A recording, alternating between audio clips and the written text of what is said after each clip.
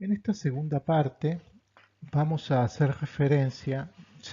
continuamos con este planteo basado en la obra de Norbert Elias sobre los procesos de sociogénesis y de psicogénesis que dieron como resultado el surgimiento, la configuración de la sociedad moderna.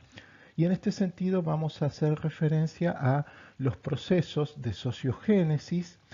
que están directamente involucrados eh, con el tema del control de las conexiones interhumanas. En este sentido, vamos a hacer referencia en primer lugar a el surgimiento como forma de dominación política por excelencia de la sociedad moderna, el surgimiento, decíamos, de lo que se conoce como los estados nacionales. Los estados nacionales modernos se constituyen a partir de dos monopolios que tienen que ver con el monopolio fiscal, por un lado, que implica el desarrollo de toda una burocracia en torno a la administración del Estado, y por otro lado, el monopolio de la violencia legítima. El monopolio fiscal implica el hecho de que el Estado-nación moderno es la primera forma de, de organización política que no posee en sí misma determinada riqueza y que por lo tanto necesita obtener recursos de la sociedad civil para su funcionamiento. Es así que nosotros nos podemos encontrar con un largo proceso que está directamente vinculado a la aceptación por parte de la sociedad civil, no sin ciertas resistencias, de esta capacidad del Estado de recaudar impuestos. En algunos primeros momentos esto estaba directamente vinculado a algún tipo de hecho extraordinario, o sea, la necesidad, por ejemplo, de enfrentar a otros feudos o a otros estados agresores, y entonces la situación de guerra hacía que se recauden impuestos, pero poco a poco comienza a imponerse como una forma regular la cuestión de este monopolio fiscal que posee el Estado. El otro monopolio, que es el que menciona Max Weber como el elemento que define al Estado moderno, tiene que ver con el monopolio de la violencia legítima. Y esto implica este, el paso de la nobleza feudal, o sea, la nobleza de espada, el noble que ejercía, que tenía el derecho de ejercer la violencia, a la nueva nobleza, que es la nobleza de la corte, una nobleza desarmada que tiene como elementos para ejercer su poder político aquello ligado a el convencimiento, la diplomacia, la posibilidad de influir en las decisiones que toma el rey o cuestiones por el estilo. Pero la violencia legítima, o sea, la posibilidad de tener un ejército regular, es una característica que es propia del rey como representante del Estado en un primer momento y luego de estos estados nacionales que nosotros hemos mencionado como característicos de la modernidad. Otro elemento que define a los estados modernos es su soberanía territorial. Y esta soberanía territorial que define al Estado moderno como una comunidad política con una unidad geográficamente delimitada, se logra a partir de una serie de acuerdos que están vinculados con el fin de la Guerra de los 30 años y lo que se conoce como la Paz de Westfalia. Aquí se generan una serie de acuerdos en donde se define la posibilidad de que los estados tengan esta soberanía territorial y se definen dos tipos de espacios políticos: un espacio interno regido por el Estado, el ámbito civil, un ámbito pacificado, en donde funciona el contrato social, el sometimiento a la ley y la obligación de justicia, y un espacio internacional que sigue siendo campo de discusión, y donde no hay deberes vinculantes de justicia, ¿sí?, entre los estados. Entonces, a partir de esta soberanía territorial, a partir del monopolio fiscal y el monopolio de la violencia legítima, que implica este orden, este sometimiento a la ley y esta obligación de justicia al interior de los estados nacionales, se constituyen estas formas de organización política que nosotros conocemos y que siguen vigentes en la actualidad. El otro elemento que es necesario mencionar en cuanto a este fenómeno ligado al control de las conexiones interhumanas tiene que ver con lo que se conoce como las revoluciones políticas. Nosotros habíamos mencionado en la primera parte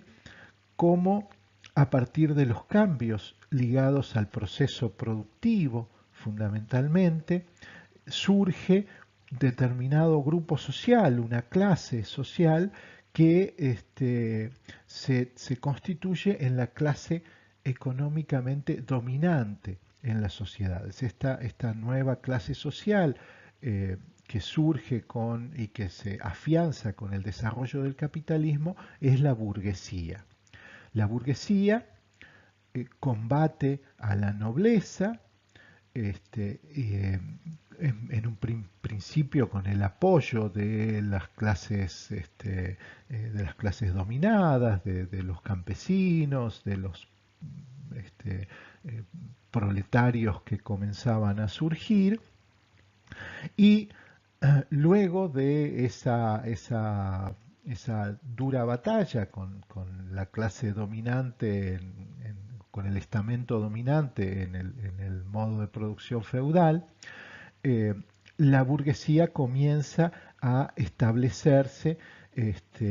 como la clase políticamente dominante, combatiendo por un lado a la nobleza y por otro lado diferenciándose del proletariado que se constituye en la clase dominada dentro de este modo de producción capitalista. El proceso por medio del cual la burguesía, clase económicamente dominante, se transforma a su vez en la clase políticamente dominante, se conoce como proceso de revoluciones burguesas o de revoluciones políticas. Este proceso comienza con la Revolución Francesa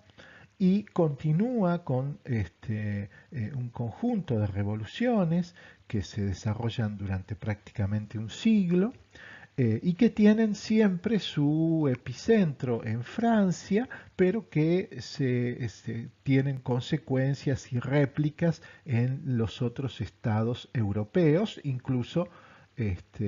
ciertas consecuencias en otras regiones, como por ejemplo en lo que era el virreinato del Río de la Plata, ¿sí? Estas revoluciones políticas implican eh, una transformación en lo que tiene que ver con la forma de organización política y una transformación en cuanto a la clase políticamente dominante en la sociedad. Eso lo reconocía Karl Marx, cuando él plantea, haciendo referencia a una de los procesos revolucionarios que él más estudió y que tiene que ver con la llegada de Luis Bonaparte al poder en 1848. Y Marx plantea en estos estudios, él dice, las llamadas revoluciones de 1848 no fueron más que pequeños hechos episódicos. Comienza con ligeras fracturas y fisuras en la dura corteza de la sociedad europea. Bastaron, sin embargo, para poner de manifiesto el abismo que se extendía por debajo. Demostraron que bajo esa superficie tan sólida en apariencia existían verdaderos océanos que sólo necesitaban ponerse en movimiento para hacer saltar en pedazos continentes enteros de duros peñascos. O sea que se da un proceso revolucionario que implica una transformación en cuanto a la forma de organización política de las sociedades. Decíamos que en el planteo de Elías, estos procesos de sociogénesis que implican por un lado un control de la naturaleza y por otro lado un mayor control de las relaciones entre las personas, se estaba acompañado de un proceso de psicogénesis que implicaba un desarrollo en cuanto al autocontrol del individuo mismo. Esto está directamente vinculado a lo que Elías llama el proceso de civilización de las costumbres, está ligado a este autocontrol del individuo y plantea el pasaje de la constricción social a la autoconstricción, o sea, no es solamente la sociedad la que regula las relaciones entre los individuos, sino que ellos mismos controlan cómo se dan esos intercambios y está directamente vinculado a la función del proceso de civilización de las costumbres. Ligado a este proceso de civilización, a esta psicogénesis, aparece todo un control de las emociones, el dominio de los sentimientos, el control de las pulsiones y ciertas ideas modernas como por ejemplo la idea de pudor, la idea de intimidad y las cuestiones ligadas a la diplomacia fundamentalmente.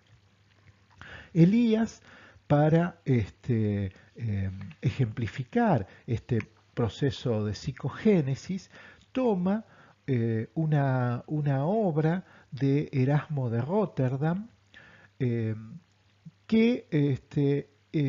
era un pequeño librito destinado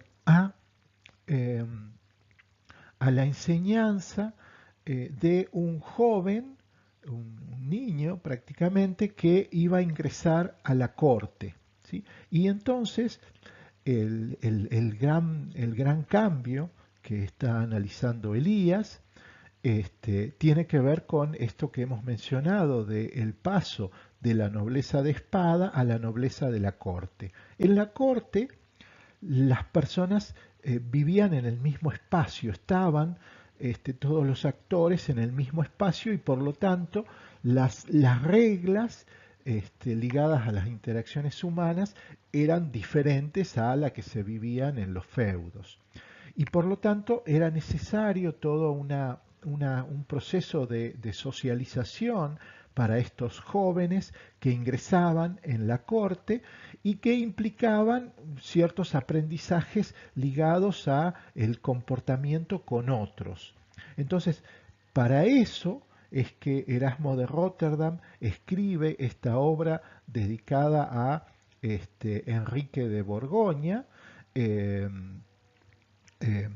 que era un joven que iba a ingresar en la corte y por supuesto Erasmo se encarga en la dedicatoria de decir que este joven no necesita de todas estas enseñanzas, pero que es una buena ocasión para transmitir a las nuevas generaciones estas formas de comportamiento que están directamente ligados a la sociedad cortesana. Veamos algunos ejemplos.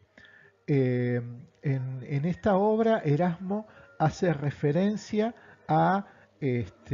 los modos de comportamiento que están directamente ligados a, por ejemplo, los espacios ligados cuando las personas se reúnen, por ejemplo, para comer. ¿Sí? Entonces, el modo de comportamiento a la hora de la comida, el modo de comportamiento en los templos, el modo de comportamiento en las relaciones, en los encuentros de alcoba, por ejemplo. Bueno, hay como distintos ámbitos en los que se desarrollan estos consejos que plantea Erasmo de Rotterdam. Vamos a leer algunos y lo que vamos a notar en estos consejos es que nosotros nos enfrentamos a un proceso de civilización de las costumbres. O sea, si Erasmo plantea que las cosas se deben hacer de determinado modo es porque otros, hasta ese momento, la mayoría, lo hacía de otro modo y por lo tanto es necesario aprender ciertas normas de civilidad o de etiqueta que tienen que ver con el estar con otros en el mismo espacio físico. Por ejemplo, dice en referencia a la cuestión de la comida Erasmo de Rotterdam, hay quienes meten la mano en la bandeja apenas se han sentado. Los lobos y los glotones hacen lo mismo. No es correcto ofrecerle al otro lo que uno tiene ya medio comido. Volver a mojar en la salsa un trozo de pan del que ya se ha mordido es de aldeanos y todavía es menos elegante sacarse de la boca los trozos masticados y depositarlos de nuevo sobre la cuadra, que era lo que se usaba como plato en ese momento. Si no puedes tragar algo, vuélvete disimuladamente y échalo en alguna parte. Como nosotros vemos, aquí se mencionan una serie de acciones que son vistas como correctas y que deben ser aprendidas, por lo tanto no son corrientes en este contexto, ¿sí? Y algunos elementos que para nosotros nos parecen alejados de toda cuestión ligada a la civilidad, pero que siguen estando presentes en este contexto y que recuerdan actividades que tienen que ver con el pasado. Otros ejemplos, por ejemplo, que tienen que ver con el modo de comportamiento junto con otras personas. Escupe haciéndote a un lado para no ensuciar o rociar a nadie. Es una falta de educación reabsorber la saliva, así como lo que vemos hacer a algunos que escupen cada tres palabras, no por necesidad, sino por costumbre. Entonces, había toda un conjunto de indicaciones sobre las funciones corporales y cómo se podían manifestar o no esas funciones corporales. Todo eso implicaba un proceso de civilización de las costumbres destinado a aquellas personas que iban a vivir con otros en estos espacios de intercambio común, que era la corte, y que luego se traslada a espacios más amplios, como por ejemplo los burgos o las pequeñas ciudades que se constituyen alrededor de las cortes.